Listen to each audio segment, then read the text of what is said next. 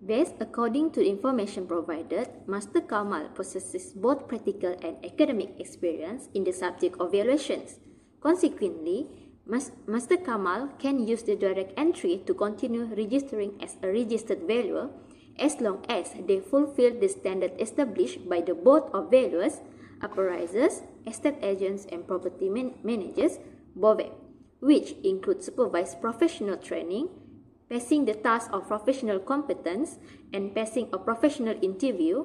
Diploma holders with adequate work experience can use this route to become eligible for registered valuer. Firstly, we go to the academic qualification direct entry. Master Kamal must have bachelor degree in property or estate management from a recognized university in Malaysia or recognized overseas institution by RICS. Number 2 is working experience requirements, which is local Malaysia graduates must have professional experience in 2 years, and overseas graduates must pass RICS General Practice Final Examination overseas minimum 2 years. Supervised practical experience in relevant fields overseas, period of practical professional experience reduced to 1 year. The experience must under registered valuer, registered work, experienced work must at registered valuation firm or been approved by the board. And the last one is cover at least 3 areas of experience. Next, we go to the submission of work diary, which is the components of test professional practice TPC. All candidates will be required to keep a work diary which consists of a 52 weeks section as the case may be. They are expected to complete the diary in accordance with the following rules, which is interest in the diary should be clear, where it is necessary for candidates to move to other employers in order to obtain experience in selected area. The diary must be continued in the usual way. Must be signed by the candidates and their supervisors at the end of every week.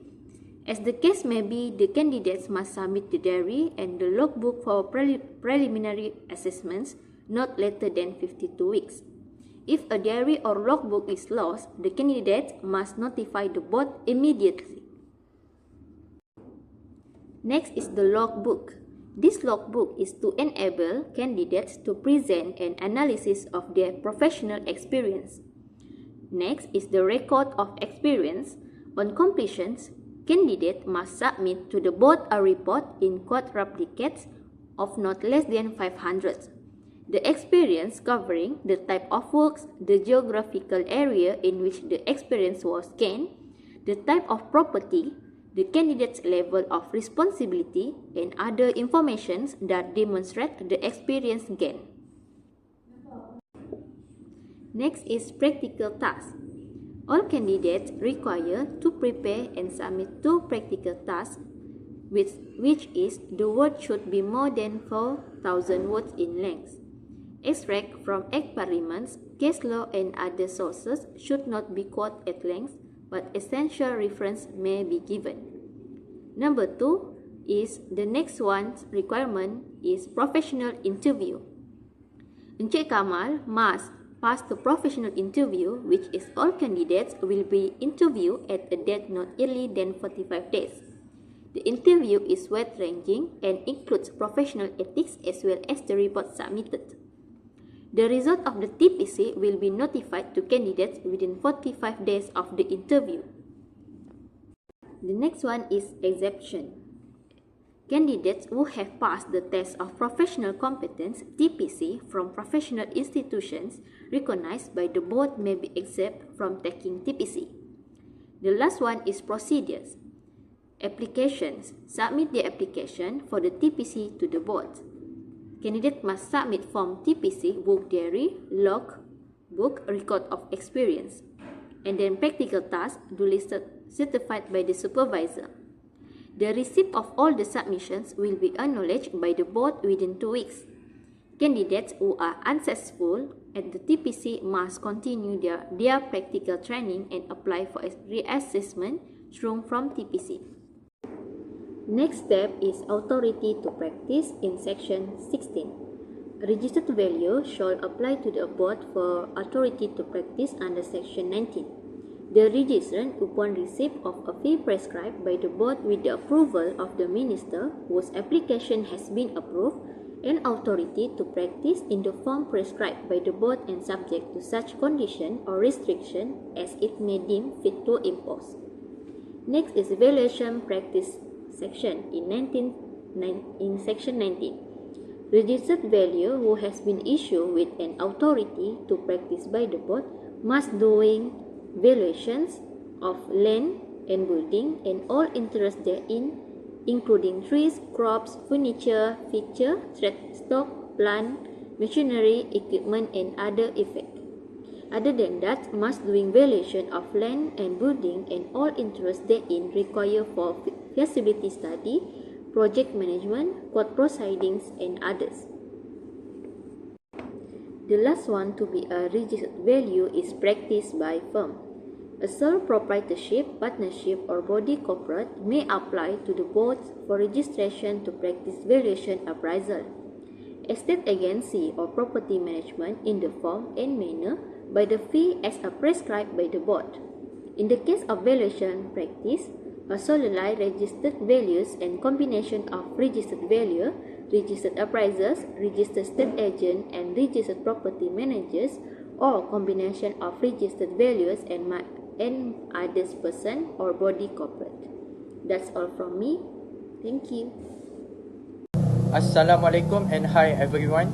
In this video, I will explain the working experience road to become a registered valuer in Malaysia. As provided under Section 22, Subsection 1, Paragraph B of the Valuer, Appraiser, Estate Agent and Property Manager, Act 1981, also known as 242. This way is designed for individuals who do not have formal academic qualification but who have at least 10 years of practical experience in property valuation. Their experience must be, first, consistent and relevant. Second, directly related to valuation tasks, not administrative work. Third, and must show progressive responsibility. Over time, this role is recognized under Section 22, Subsection 1, Paragraph B of Act 242 and further supported by Rule 25 of the Valuer, Appraiser and Estate Agent Rule 1986, as well as the second schedule, which outline the acceptable scope of work. To be eligible, the applicant must have a minimum of 10 years working experience in property valuation. This experience can be gained throughout employment in government departments such as the Valuation and Property Service Department, also known as JPPH, or through private valuation firm.